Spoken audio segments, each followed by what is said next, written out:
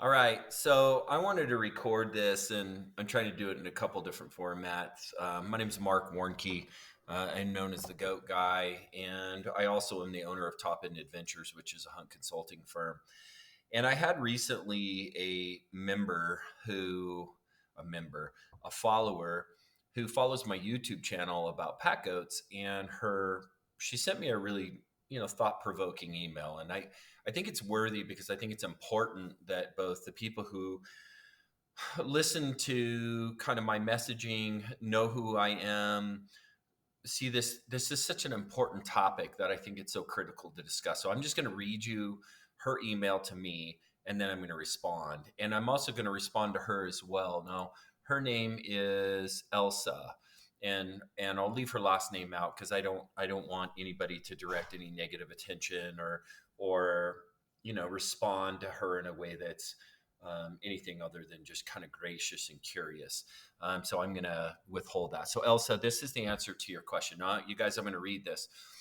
It says, I came across your videos on YouTube some time ago, and I could see that you appreciate your goats. I've had 4 La Mancha weathers myself for the past 10 years, and I can imagine how they would love being out on trails. I actually ordered 4 of your Tibetan bells for their collars. Then I looked a little further and realized your background and mainstay and has been taking hunters out to shoot animals as trophies. How do you find this to be an acceptable way to make a living? How do you not see how ugly and disturbing those pictures of hunters with their trophies are? Or realize that it cheapens your goat packing training business. You take out goats for the completely unnecessary killing, endorse and promote killing as a form of entertainment. So men, mostly men, all men, can get their picture taken beside a trophy. Proud of a warm body getting stiff? Question mark. I was growing up in Wisconsin. My best friend's parents had a large farm, and both parents hunted deer. The family regularly ate venison, and never once was there a picture of either or both of their parents smiling over an animal they just killed. I would appreciate hearing why any of this is acceptable to you. Not just acceptable, but appealing, and to be promoted by a means of making money. So, Elsa, really, honestly, a very classy question. I think there was a couple of gouges in there that I think were a bit unnecessary, but certainly I've had people send me messages that are far worse, so I want to thank you for your question, and I do believe your question's super valid. And there's other people who can completely identify with the position that you're coming from and would be asking that same question. So I believe not only you, but they and then my community deserves to hear a kind of a really respectful exchange where I can answer that question in a way that I think is important. So let me give you a little bit of background on where I believe the answer to that question lays. Now, I'm not positive how old you are. And I've been mispronouncing your name. I'm so sorry. It's Alyssa. So, Alyssa, what I would say to you, and I don't know how old you are, but generally, I find that especially the younger generation and the newer generation, I'm 52, has less experience with the subject of death as a whole. And so I want to speak to it in terms of our human culture and how we have lost touch with one of the most beautiful bookends of life. And when I speak about bookends, I speak about birth and death. We have this assumption or this part of us that believes that death is somehow less than an experience of than life, and that it's really uncomfortable. And I understand why culturally we avoid it and have in some ways incriminated the death process as something that it has a negative connotation. I would tell you that in every major spiritual culture on the planet, death is celebrated on an equal level as birth, because all of the major spiritual cultures or religions acknowledge death as a transition to something else. So it really is just another birth, a birth into some other form of energy or spirit or new life or standing at the side of God or whatever you consider it. But almost all major faiths believe that life goes on. It just changes and it's rebirthed into something different. And I think we forget that. And I think that we believe, because of the discomfort and the displeasure associated with death, I just got done speaking to a group of students about the subject of hunting, and I always open up my conversation to ask, how many of you is sitting in the classroom ate meat in the last 30 days? Usually it's all but one or two raise their hands, and the ones that don't raise their hands are vegetarians. So then the next question I ask, okay, so how many of you who didn't raise your hands are wear leather shoes, have a leather purse, sit in a car with leather interior? How many have that? And then if there's no acknowledgement of that, then I also say, then how many of you would agree that in the growing of the plants that you choose to consume for whatever reason, that it's very likely that animals are harmed in that process? And then again, any reasonable person would agree that that's true. So now you have an acknowledgement that literally the entire human race, every single one of us, no matter what we stand upon in terms of our way of taking in energy nutritionally, affects animals' lives, and animals die. So then we get to then just be really square about the majority of humanity. And there's still probably people clear over on the very, very fringe that monitor every aspect of their life and may be able to avoid human death, although I don't think so. But if we say that's true, then we can say 99.9% of people still to have life are involved and cause death. And so now you have to ask yourself, okay, are you actually the hitman yourself? Are you the one that's out there producing death? Or are you actually hiring somebody to kill for you? And then where does that come in? And how is that involved in the conversation? And how does that relate? And then the other thing that people have to acknowledge in this process is the fact of kind of how we handle that culturally. So let's talk about it as far as almost a kind of a recent human evolution in how we are as in humanity. So let's just rewind the clock to 300 years ago and remember that lifespans were far less then. At 52, I would be considered an old man 300 years ago. Also, I would have no access to any form of real preservation other than drying, no refrigeration, that sort of thing. So the majority of energy intake that I would do would be an animal that would be killed on a daily basis. The other thing is that we would have a regular and very regular interaction because the human lifespan was less, with more death throughout our life. Plus, we didn't have the facilities to take care of that unpleasantry for us. So 300 years ago, at 52 years old, I would have likely lost my spouse already. I would have lost probably more than one of my children. I would have definitely lost both my parents and my grandparents. And that's if even my grandparents were alive when I was born because of the lifespan issue. And I would have lost a lot of friends by now. So at a very young age, and I can say for myself, at 52, I currently have very low amounts of experience with very close human beings to me passing, and almost no hands-on passing of human beings, because that's the other side of it. 300 years ago, we wouldn't have sent them to a big building that had a receptionist and we had visiting hours. And when things got really bad, they went into another room that we weren't allowed to go into. And we got basically insulated from all the unpleasantries of the death process of people who we love and that we were tied to. And in fact, even they're shuttled off from that death process to another process that's taken care of by a white lab coat behind a white door. And then we get to show up to this thing that used to be the person that we love. We didn't have any experience with their death process. And then we go through a ritual that's based mostly around sadness in our modern culture, which would be a funeral. And so what I would say, and on top of it, what happened then as well in that entire thing is that we would have and interact with regular human death. And not only would we interact with human death, we would have 300 years ago washed our mother's body. We would have cleaned up the urine and the poop out of the bed that she died in our home. We would have laid her body into a hole. We'd have thrown a shovel of dirt on her face.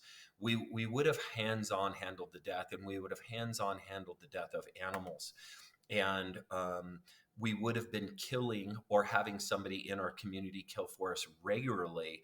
And so both animal death and human death were a normal part of the human walk.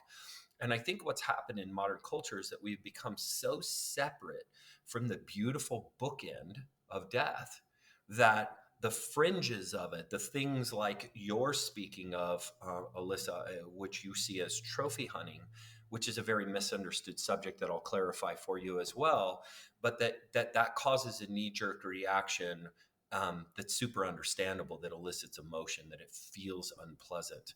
And so I'm going to ask anybody who is on the other side of this to have kind of a stance of understanding that I also believe in our human culture.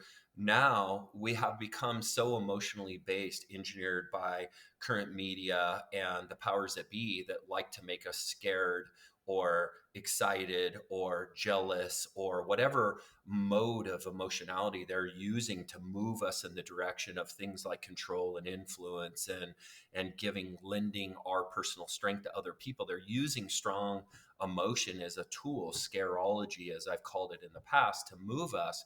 And we've become a very emotionally based decision making culture. And what I would ask you to do, if we're going to have a reasonable conversation about this, is that we need to acknowledge feelings for the beautiful thing they are. They're these beautiful cues that can heal us, that can move us, that can cause awarenesses to whole next levels.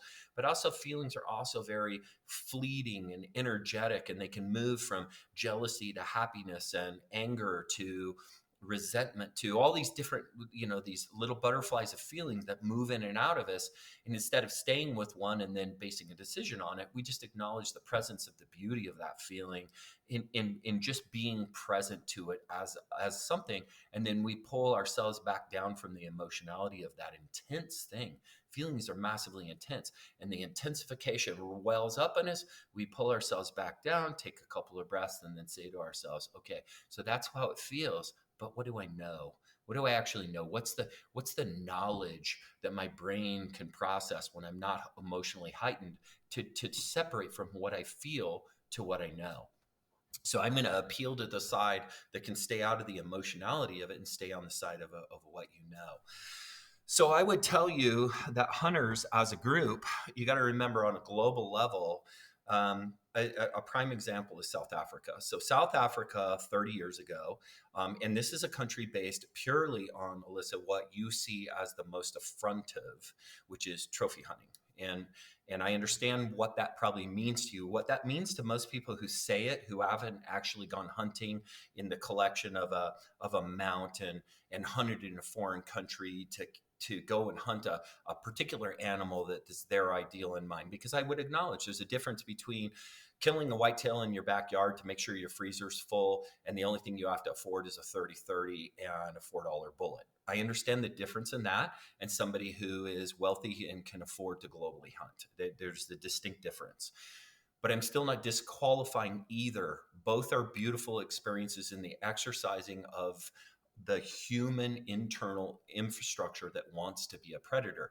Now, you associated a lot of that in your questioning directed towards men. And yes, men do have a tendency to be more of the predatory energy in the masculine energy, but we're finding that the fastest growing group among hunters is actually women, and they also pose with pictures with their animals as well. And we'll get to that part too. But I want to speak to this and help you to realize how important it is that not only do we, as non-hunters and as just watchers of people who go out and participate in nature at that level, where they're exercising that predatory piece, and where they're being a part of nature, and the totality of the process, and even harvesting life as a beautiful expression. So in that, South Africa is a prime example of what you would deem the worst, and I would deem as one of the highest successes. So, for example, South Africa 30 years ago only had 500,000 plains game animals, and it was predominantly potato farms and monocultures out there, which I would guess would not have a hard criticism if me were a potato farmer. But because I'm in the hunting industry, you had a strong criticism. Well, monocropping, which we need to feed human beings, monocropping is important that we do. We have to feed the human race. Monocropping is actually one of the most devastating things to land that we can do.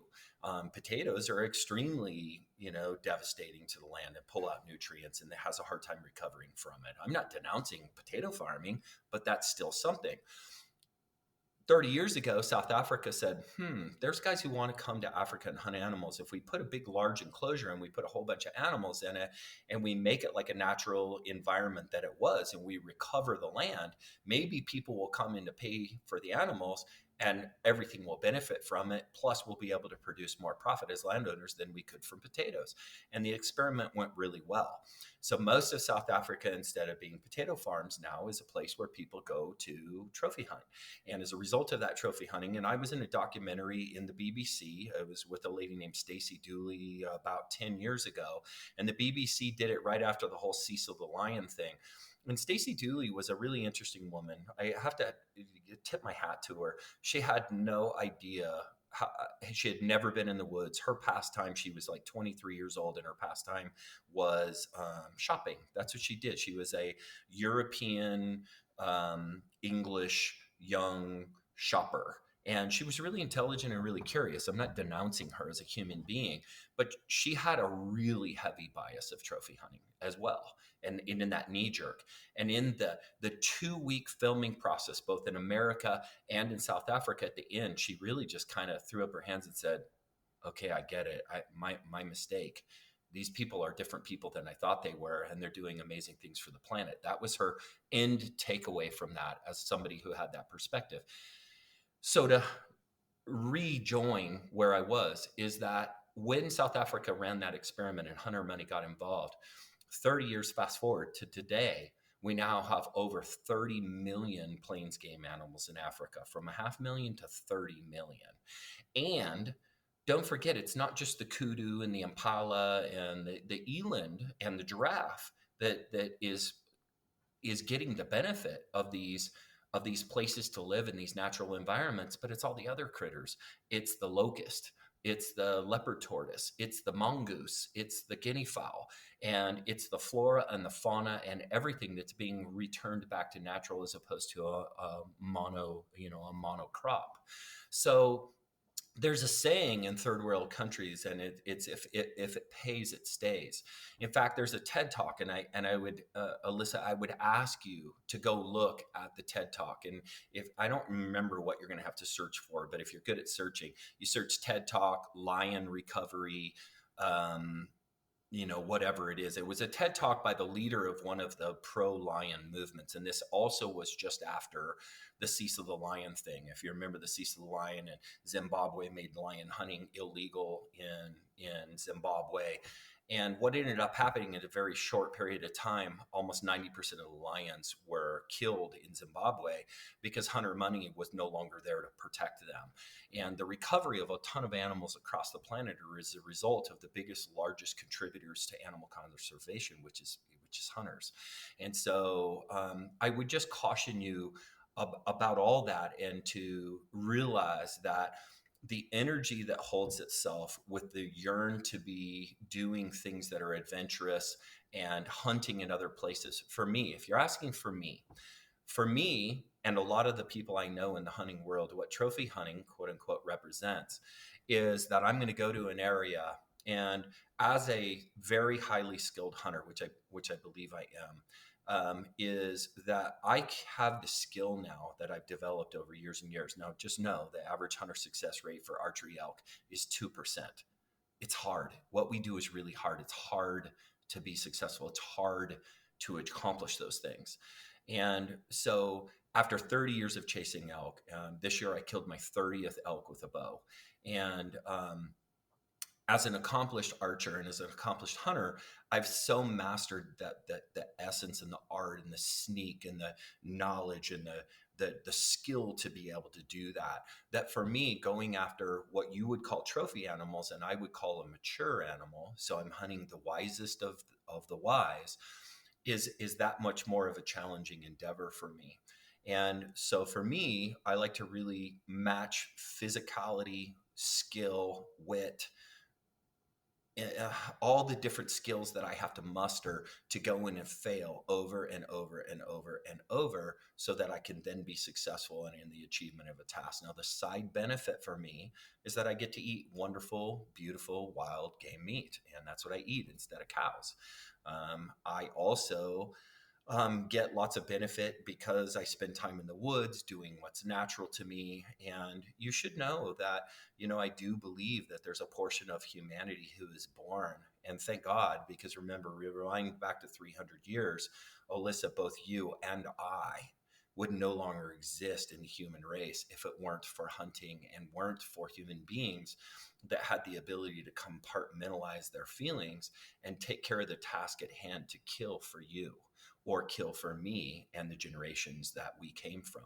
And I'll tell you that as somebody who's a compassionate human being who's thoughtful and believe I am dutiful to humanity and our overall development as a human race, and realizing the simple fact that death must occur for life to occur, that there are special people that we choose throughout the history of humanity and today who are willing to lean into the process of the discontenting process of harvesting life in a setting where it's things like pets or animals that we're going to eat or farming or those sorts of things. For me, I can tell you that when I kill one of my goats that I've raised from bottle fed to adulthood, and I actually have to shoot that animal in the head, I love those animals. They're equal to me as a long-term like dog or a cat or anything for those people that can identify with that. And I choose to eat my goats as the highest level of respect to them, as kind of their final gift back to what their place was. Every animal, every living thing in its natural state, its final intention, its final gift is to give back of its body's energy to bugs, beetles, rodents, scavengers, predators. That's the natural way of things. Everything that we've created today that tells us that meat comes in a cellophane wrapper and that we can buy it at our grocery store and we have no reverence for the life in that cellophane wrapper, that was a walking chicken 2 weeks ago, what was its quality of life, all those different things, I think is really not giving proper thought to the entire picture of it. And so I do get, and let me go back to your email so I realize your background. How do you find it acceptable in a way to make a living? Well, I believe I find it really acceptable as a way to make a living because I believe that people like myself can help influence the hunting community who will still act in this way and is still natural to them to have a more evolved look and reverence and respect for the process that they go about. I think, unfortunately, and I say this a lot of times, is that unfortunately in our society, it's always the jackass that gets the press. It's always the person doing it wrong. It's the guy that just shot somebody. It's the guy that poached something. It's the guy it's the guy or girl who does wrong that makes the news. And so then, unfortunately, as human beings, we actually assume that that's what goes on as a normal circumstance instead of the anomaly. And if you're like that, then you would assume that all politicians are dark, deep people. You would assume that those are bad examples, but you would assume that every single faction of human development, being doctors, hunters, musicians, artists, have these perimeter assumptions based on the people that do it wrong and are on the fringe that get the press, that's what is the assumption for the entire group, and it's never right.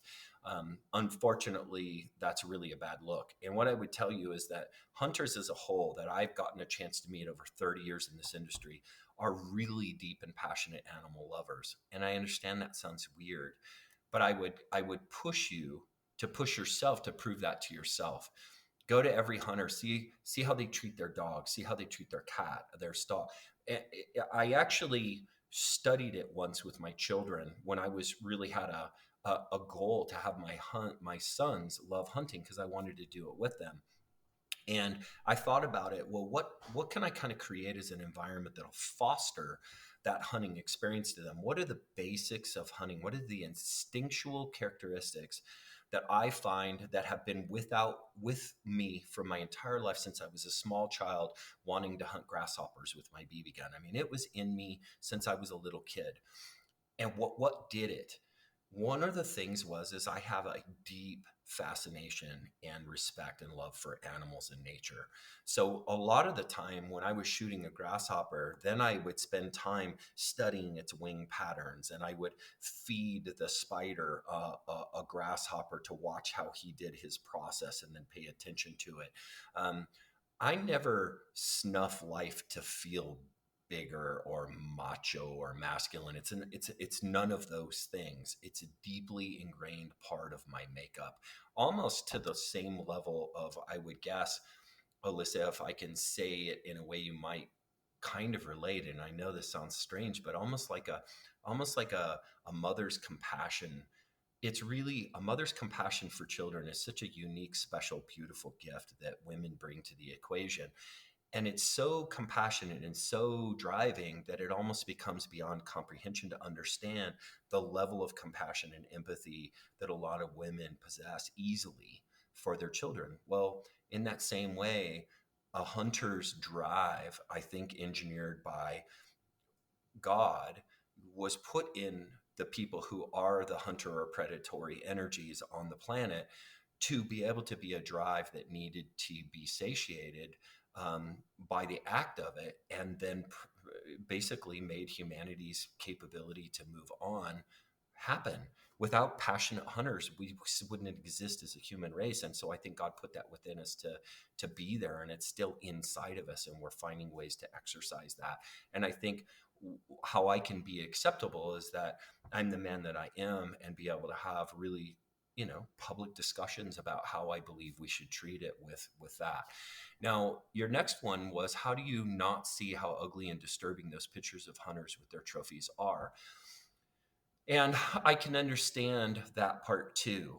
I would say that part of that responsibility falls on you to have a deeper understanding of what that actually means, to maybe reframe what that expression is to you. I can tell you that hunter to hunter, I would say this in two ways. Number one is, I have been preaching this forever, that in the hunting community we have what I would call a PR problem. We have a problem in that we, as hunters and hunters in relating to one another, enjoy seeing other people's um, pictures like that. It's a very normal part of the interaction, and I can actually understand, for somebody who is a very hands off, never been involved in the process animal lover, would be affronted by that. I completely get it. And I believe it's actually less on your part to have a reframing of how you look at it, but more so that we need to be more sensitive. And I believe we have become much more sensitive about how those pictures are shared. Um, and normally that used to just be in pictures, and then we would share them. Now we have this thing like Facebook, and we have all these, things that can come across people's feed that they don't find relevant to them. And you might find face piercing offensive as well, and those come across your feed. So we still have to have discernment on our end what we allow to come into our sphere. But there's also responsibility on behalf of the groups, or the demographic, to realize, and I believe hunters have a responsibility to be gentle with our messaging and accepting of people who don't understand. Because nationally, you should know, in America, we are the highest rate of hunters almost in the world, I believe, and I'm pretty confident on that. Canada may be more because they have a lower population base, but only 7% of America buys a hunting license every year. Here in Idaho, where I live, 17% of us have hunting licenses, and so for us, that means at least half of the state of Idaho is in direct contact and knows personally a hunter. So they know their hearts, and they know the way that they do it. And so it's easy to accept and go, wow, that's a great deer. So I saw that picture. That's a very normal part of the interaction, hunter to hunter. And I do believe that I can see how, from your perspective, that would be both ugly and disturbing. But I would tell you, the energy that it's behind us in the intent to share has none of that energy in it at all. And I think it's our duty to be gentler with it, but we also need to be able to express the right to be able to share an achievement, or something that's important to us, or that we've been working for. I think that is a God-given right to be able to share, and also too, for you to I think find a perspective that can at least create space where you're not so deeply offended by it. But again, that's not my goal, is to necessarily change or condemn the place that you're looking from. And then you would say, or does it, and do you realize it cheapens your goat back training business, pack goat training business? I don't at all. I think that the majority of people who are in agriculture or goat packing, they're animal loving people who have a deep ingraining natural experience for them. They realize some of these aspects of life and death and those sorts of things. And I don't think, that it cheapens it at all. In fact, I believe that it only increases the totality of it, and the intentional vibration of living with the land and participating in nature in a real way. You say you take out goats for completely unnecessary killing, endorse and promote killing as a form of entertainment. Actually, I personally elk hunt both because I'm passionate about hunting, but as well, my freezer's full of elk meat. And, I really honestly think that, unfortunately, if you choose to eat meat in any way, shape, or form, or have leather, or eat vegetables, again, you're killing animals for your well being, but you're actually having somebody else do it for you. And so, by that participation in that process, I actually believe what I'm choosing to do, which is choosing to lay my hands and respectfully and prey on the animals I kill, let them lead a natural existence. It's sustainable, it's legal, it's regulated. The animals are very, very prolific. I'm never eliminating population or creating danger or destroying habitat. In fact, I'm only enhancing it, and I've already proven the conservation aspects to it. So, I don't think it's unnecessary, because that's what I eat. I eat elk. Most of my clients, that's what they eat, is wild game.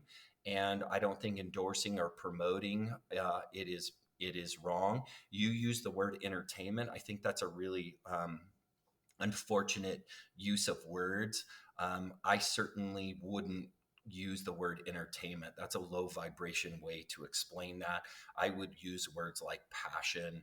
I would use words like participation in nature. I would use words like grounding and going back to our roots, becoming, that part of us that's inside of us that, has the ability to be both an evolved human being, but also still recognizing and acknowledging the beauty of our primal ways. The parts that inside of us are super beautiful, and our roots that can teach us as well. And then you go into talking about, so men, mostly men, all men, question mark, can get their picture taken beside a trophy. It's, I would say it is mostly men, not all men. And I think that if you spoke to a woman about this subject with the same reference point for me, she may be able to present it from a little bit more of a feminine energy perspective that might make and help you to relate a little bit more closely. But I believe her message would be quite similar to mine. And I, you know, I don't think using words, and this is your last statement, proud of a warm body getting stiff.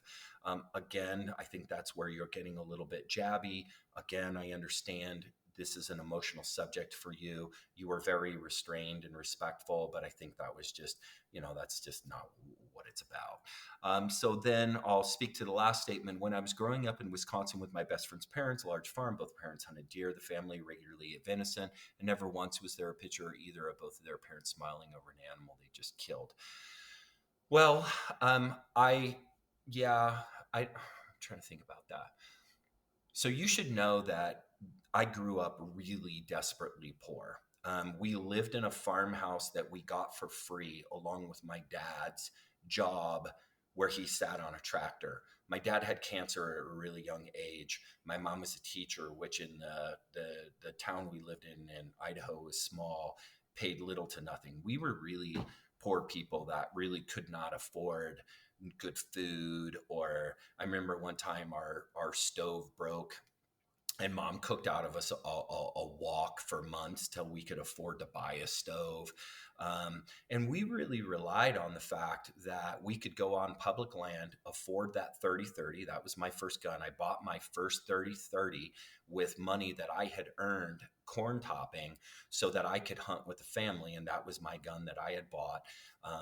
The bullets were about a quarter a piece at that time. And in a tank of gas, we could put enough meat in the freezer to last us for the whole year. And our family really relied on that. We didn't have enough money to buy beef at the store and those sorts of things. So I was raised from that place. I was raised from a place where I would call it almost sustenance hunting, not quite to that level because those people are the next level, but we relied on the meat that we killed, both elk and deer, to have our meat be in our freezer all year long. We butchered as a family. It was a very respectful experience, but that didn't mean we didn't take pictures of those animals and share those with other people, because it was kind of a part of the culture that I still may have a hard time explaining to you. And again, I don't know. I don't quite know how to put that. Do I think we need to be more reserved with our sharing of those pictures in public forums? I do, and I've already spoken to that. But I do also believe that the general public, just in that way, it is within humanity as a normal circumstance to share things that we're passionate about. We have to kill to have hunted, but we can't hunt without being able to kill. So at the end of the hunting experience, that the loss of life of an animal is kind of the end of that story, and the sharing of the end of that story is commonly what we end up sharing with one another in a form of a picture. And hopefully most of us are doing that with a high level of respect and regard. Now, Alyssa, I wanted to take a second and respond to your question because I believed you deserved an honest answer. I'll email this video to you. I'll also be posting this on YouTube and on Facebook and on Instagram, because I do believe that your question was valuable, and I'm really grateful for it. You were courageous to send it to me. I think you were thoughtful on behalf of the planet in your question. And I believe that you have a good interpretation of my heart. And to be confused by your perception of what trophy hunting, to use your words, is, and who you saw me to be, which is who I am in my goat side of my business, and how do those two worlds merge? I can understand that they're opposing. And I'll end with this. For me, when I kill one of my goats and animals I've raised, I'm struggling on an emotional level not to revisit the whole process of it for about 2 weeks. It really hangs with me. It's very, very hard for me to lean into the process of having to put down one of my goats. It's very sad for me, or any of my animals for that matter. And it's weird to me that it's in me, inside of me, not influenced by sickness or dysfunction or culture or any of those things, to celebrate in the moment of harvest of an animal that I've hunted. They're two different things. And I think I would put myself closer to the killer whale, closer to the wolf, closer to the coyote, which all celebrate at that moment of death as well. A coyote with yips and howls and the whole group gets together, same as a wolf. And watching a killer whale or a cat play with their prey after they're done, clear to the form where you may say even torture. Those sorts of things are natural in nature, and we're a part of nature. I think we're more evolved and we have a higher level of both responsibility and experience in it. But at the same time, it doesn't dispel the natural side of us, the nature in us that I've chosen to allow to be expressed, and which I believe by not expressing, a lot of humanity is suffering today from a lack of connection with both nature and the natural experiences. So I think that's a good place to end. I'm grateful for your question. And for those of you that have taken the time to listen, I'm also grateful for you. I would love to hear your thoughts on what I've said. And I'm curious to see what you think. So thanks, Mark Warnke, the GOAT guy, signing out. And I will not spend any time talking about business related things or promotion or those sorts of things, because I just don't think that deserves to be in this discussion at this time, because I think it's a really important subject that we just are really clean with. So I hope you find that helpful. Mark Warnke, signing out.